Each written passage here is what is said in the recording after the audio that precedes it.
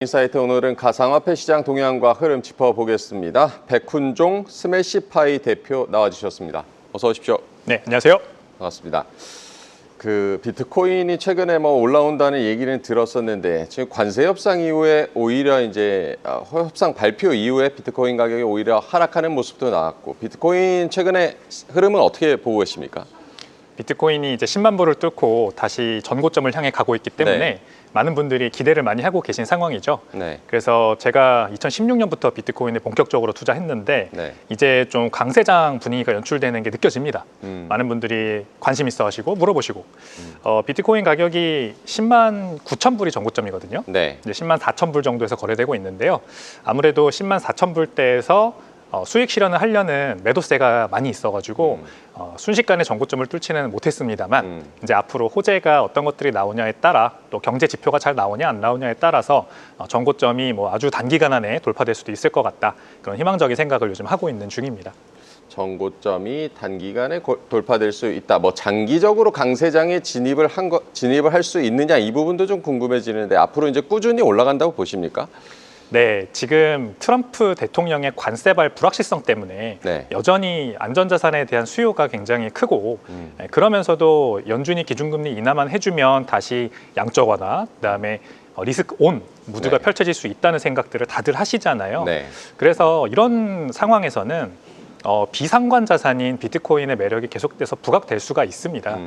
그래서 미중 관세 협정이라든지 아니면은 꼭 미국과 중국 간의 관세 문제가 아니라 전반적인 미국의 달러화에 대한 신뢰 문제가 회복되지 않는다면 대체 안전자산에 대한 수요가 계속해서 유지되거든요.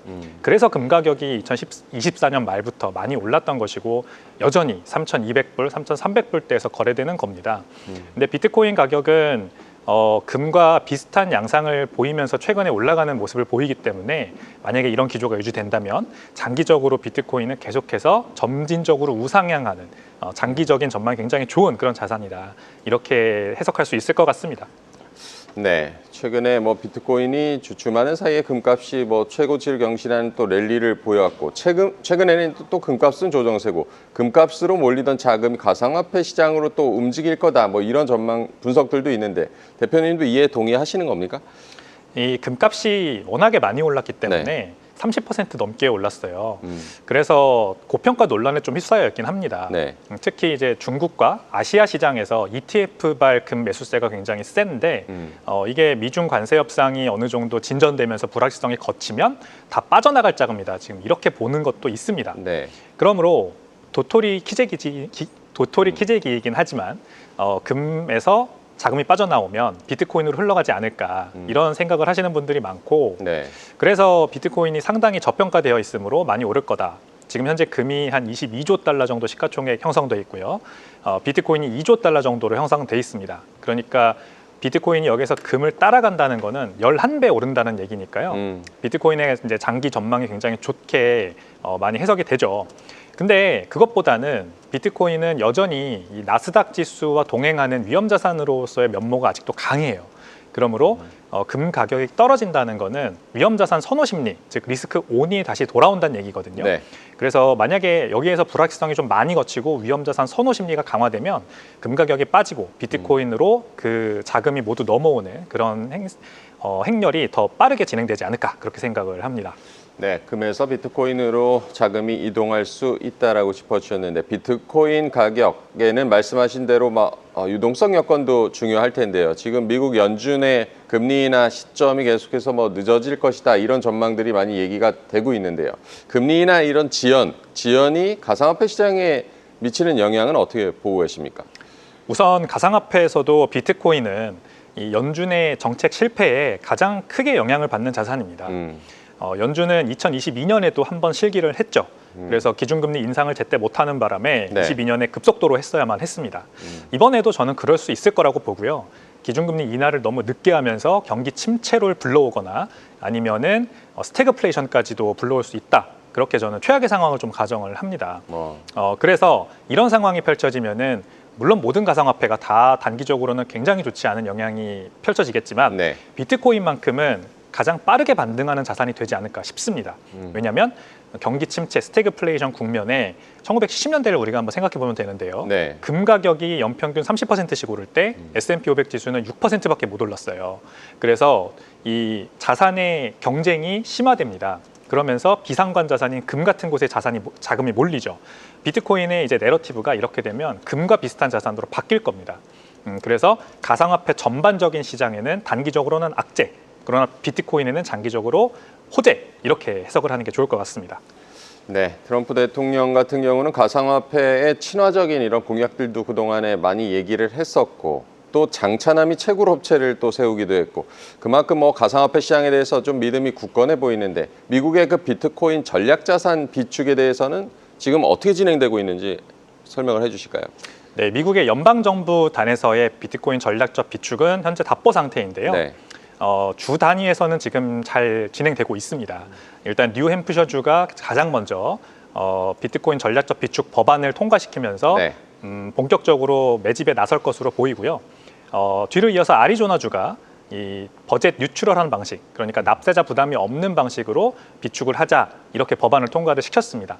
그래서 현재 두 개 주가 비트코인 전략적 비축을 조만간 시작할 것으로 보이고, 뒤이어서 이제 텍사스주, 또 오클라호마주 같은 뉴햄프셔나 아리조나보다 훨씬 큰 GDP를 가지고 있는 주들이 이제 승인을 목전에 두고 있습니다. 특히 텍사스 주 같은 경우에는 대한민국 경제보다도 더 큰 GDP를 가지고 있는 굉장히 큰 주라서 이곳이 비트코인 매집에 나선다면 비트코인의 매수 수요가 굉장히 커질 것으로 보이고요. 결국 이 행렬이 연방정부의 비트코인 전략적 비축으로도 이어질 수 있다는 측면에서 더 큰 호재가 되겠죠. 연방정부에서도 지금 비트코인 액트 2025라고 하는 법안이 상원에 계류 중인데 더 빨리 표결에 붙여지고 결과가 나올 수 있다, 이렇게 보고요. 이 문제는 이 행렬은 또 대한민국을 비롯한 다른 주요 선진국들로까지 더 빠르게 확산될 수 있어서 비트코인의 국가적인 비축 물결이 올해 중에 한번 크게 태동하는 그런 일이 발생하지 않을까, 그렇게 저는 좀 굉장히 좋게 봅니다. 네, 국가별로 비트코인 비축 물결이 일어날 수 있다라고 짚어주셨습니다. 한때 뭐 비트코인 대비 약세를 면치 못했던 알트코인들이 최근에는 이제 비트코인보다 더 크게 상승하고 있다라고 하는데, 그동안 눌려 있었던 만큼 뭐 반등폭이 크다라고 봐야겠습니까? 맞습니다. 이더리움이 가장 대표적인 알트코인이지 네. 않습니까? 비트코인 대비해서 계속해서 언더퍼폼을 해온 게 뭐 1년이 넘습니다. 네. 근데 최근에 이제 미국과 영국의 관세 협상이 우호적으로 잘 나온 바람에 위험자산 전반적으로 가격이 많이 오를 때 이더리움이 가장 폭발적으로 그래서 오를 수 있었던 것 같고요. 나머지 알트코인들도 메이저 알트코인들 위주로 가격이 굉장히 좋았습니다. 역시 이제 리스크 온 무드 때문이고, 네. 비트코인 가상화폐 시장 전반적으로 봤을 때 비트코인 혼자 독주 체제가 2024년부터 계속 이어져 오고 있었습니다. 알트코인은 뭐 기껏해야 밈코인 정도가 좀 테마로서 주목받아서 올랐고, 나머지 알트코인들은 지지부진했는데요. 이 알트코인들 중에서도 그동안 가장 못 간 거, 가장 많이 눌려 있었던 거, 그러면서도 시가총액은 뭐 10위권 이상의 메이저 알트코인으로 유지하고 있었던 것들이 가장 큰 반등을 하지 않았나, 그냥 그 정도 기술적인 어떤 해석 정도만 가능한 것 같고, 계속해서 나머지 모든 가상화폐 알트코인들은 불확실성이 거치지 않는 한은 그렇게 좋은 움직임이 보이지 않을 것 같다는 게 제 생각입니다. 네, 최근 뭐 비트코인과 알트코인 대비해서 또 더 크게 상승한 것이 밈코인이라고 하는데, 밈코인의 폭등 배경 어떻게 보십니까?